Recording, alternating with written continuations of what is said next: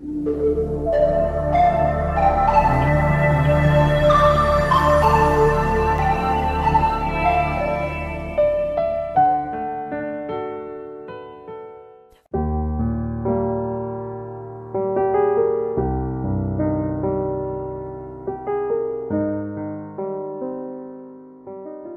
amis du groupe Jésus est mon guide, de Facebook, de YouTube, bonjour. C'est Luce, accompagnée de deux belles amies, Josette et Huguette, qui vous présentent la séquence de ce jour. En ce 5 avril, l'Église fait mémoire de Saint Vincent Ferrier, un dominicain espagnol qui parcourut les routes d'Espagne, d'Italie et de France afin d'exhorter ses contemporains à la pénitence et à la conversion. Il mourut à Vannes, dans le Morbihan, en 1419. Le calendrier nous propose Sainte Irène, donc une bonne fête à tous ceux qui se prénomment Irène et un joyeux anniversaire à tous ceux qui sont nés en ce jour. Nous allons commencer notre séquence par une petite prière lue par Josette et on invoquera l'Esprit Saint pour nous aider à approfondir notre foi avant d'entendre la lecture de ce jour proclamé par Huguette et le commentaire de Luce. Bonne écoute à vous. Seigneur, que ce jour soit lumière, qu'avec d'autres, je participe à la construction d'un monde plus humain. Donne-moi le courage et l'entrain pour faire le premier pas vers les autres, pour donner ou recevoir un sourire, pour dire ou recevoir un bonjour, pour plaisanter avec les autres. Rends-moi heureux et d'une humeur communicative. Que d'autres, grâce à moi, aient plus de cœur à vivre, et que moi, grâce à eux, j'ai plus de cœur à vivre. Père, accorde-moi ton esprit pour qu'à travers ce que je fais, ce soit toi qui te révèles. D'après André du Burkina Faso.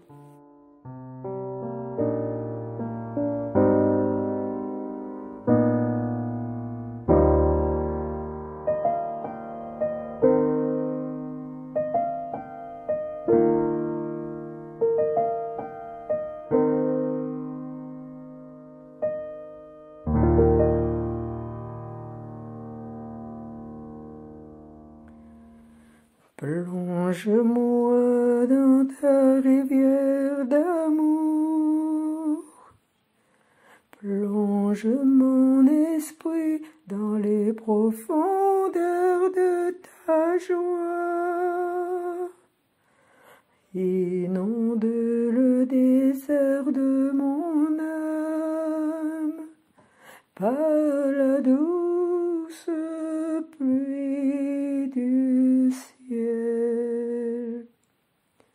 Mon âme est rafraîchie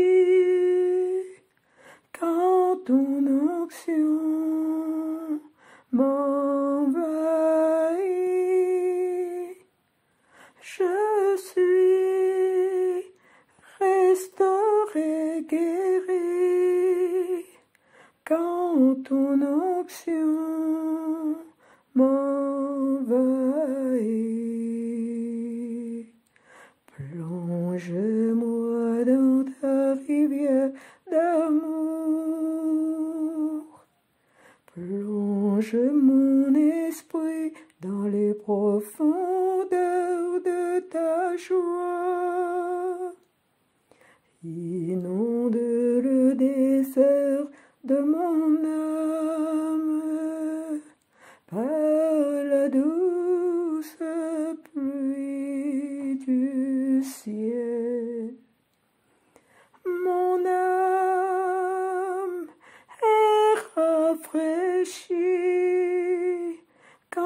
ton onction m'envahit,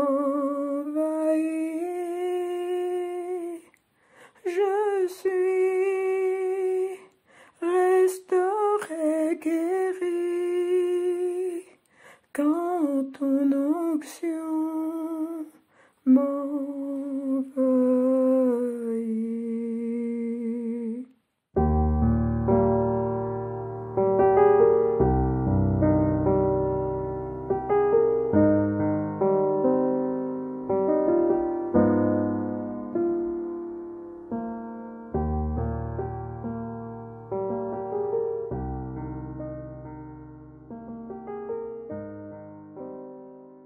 Nous allons écouter la lecture du livre des Nombres au chapitre 21, versets 4 à 9. C'est Huguette qui nous la présentera. Tous ceux qui auront été mordus, qu'ils regardent le serpent, alors ils vivront. En ces jours-là, les Hébreux quittèrent hors la montagne par la route de la mer des roseaux en contournant le pays d'Édom. Mais en chemin, le peuple perdit courage. Il récrimina contre Dieu et contre Moïse. « Pourquoi nous avoir fait monter d'Égypte? Était-ce pour nous faire mourir dans le désert où il n'y a ni pain ni eau? Nous sommes dégoûtés de cette nourriture misérable. » Alors le Seigneur envoya contre le peuple des serpents à la morsure brûlante. Et beaucoup en moururent dans le peuple d'Israël. Le peuple vint vers Moïse et dit, « Nous avons péché en récriminant contre le Seigneur et contre toi.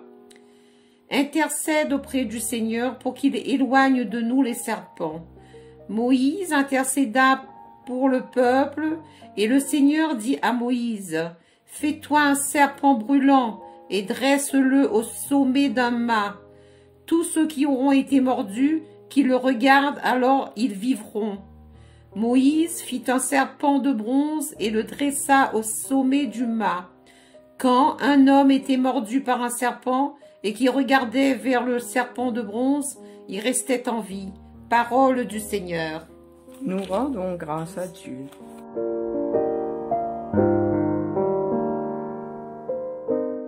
Cette lecture nous présente le peuple d'Israël qui marche dans le désert à la suite de Moïse. La route est longue et difficile. Le peuple perd courage et se met à critiquer Dieu et Moïse.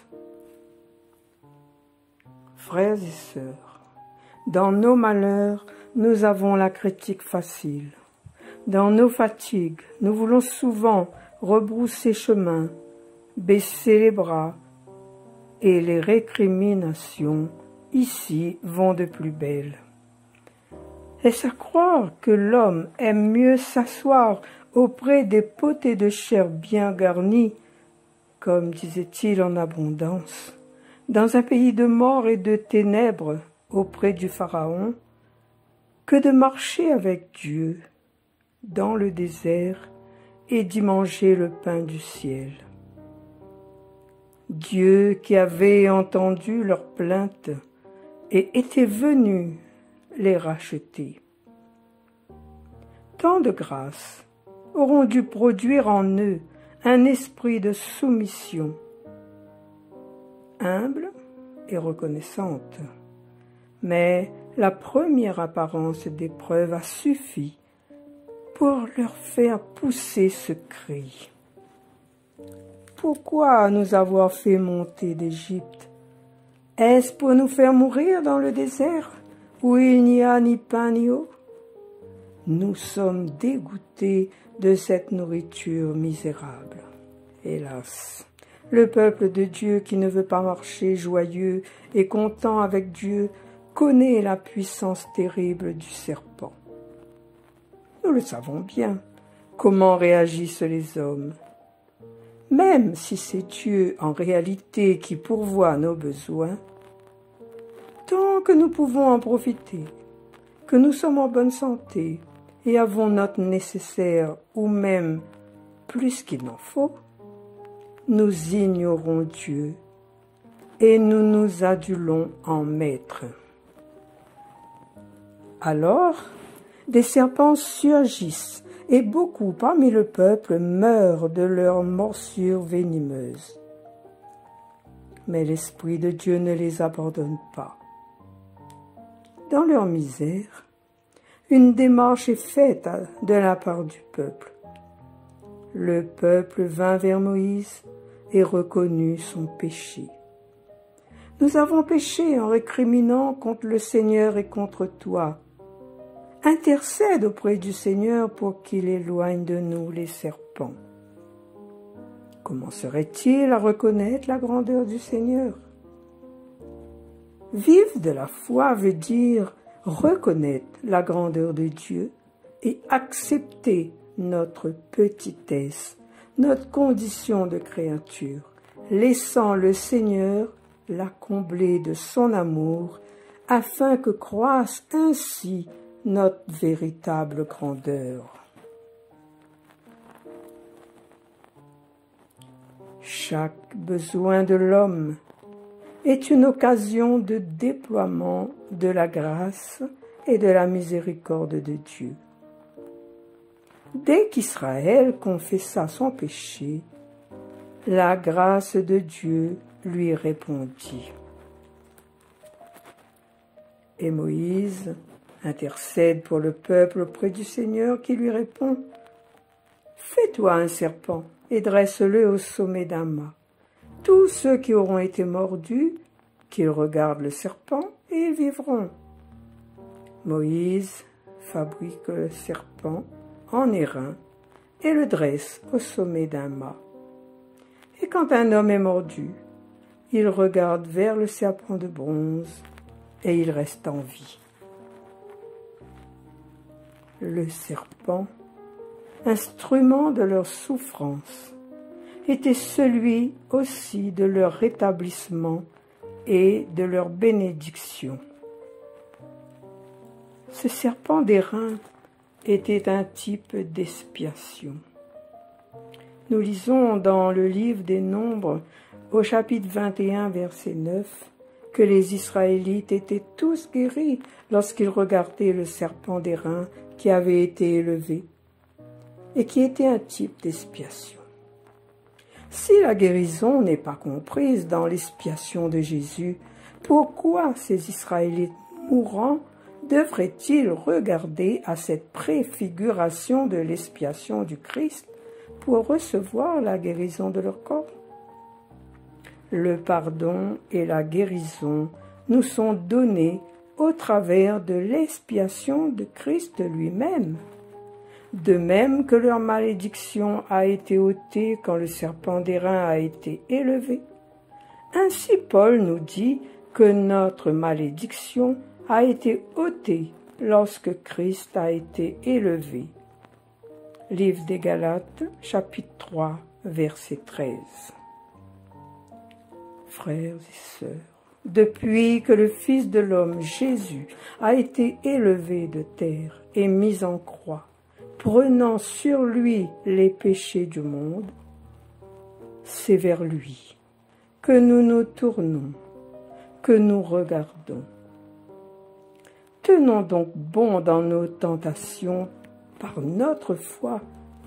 Tournons-nous vers le Seigneur et présentons-lui notre prière avec ferveur. Tel nous invite le psaume 101-102 de ce jour. Seigneur, entends ma prière, que mon cri parvienne jusqu'à toi.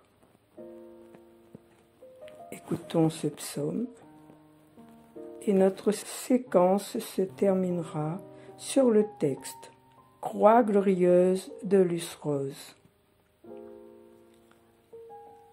Un grand merci de nous avoir écoutés et merci à Huguette et Josette qui ont bien voulu prier avec nous aujourd'hui. Que Dieu bénisse notre journée et à très vite. Au revoir, à bientôt.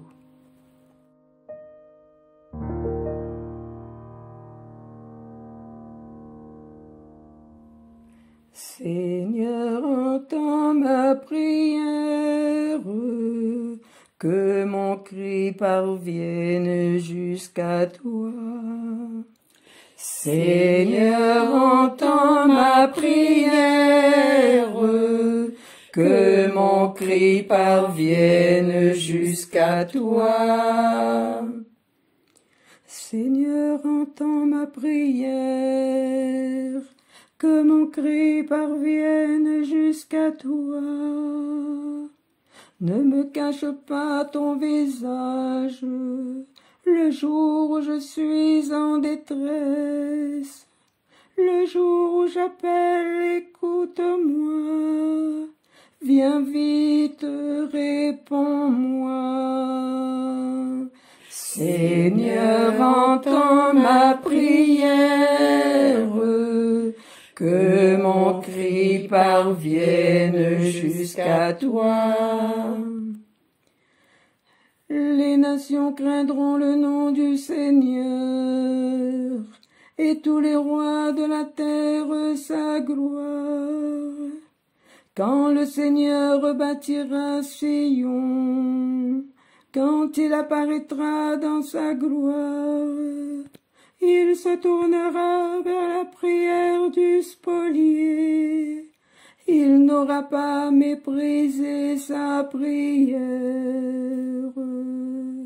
Seigneur, entends ma prière, que mon cri parvienne jusqu'à toi. Que cela soit écrit pour l'âge à venir, et le peuple à nouveau créé chantera son Dieu. Des hauteurs son sanctuaire, le Seigneur s'est penché.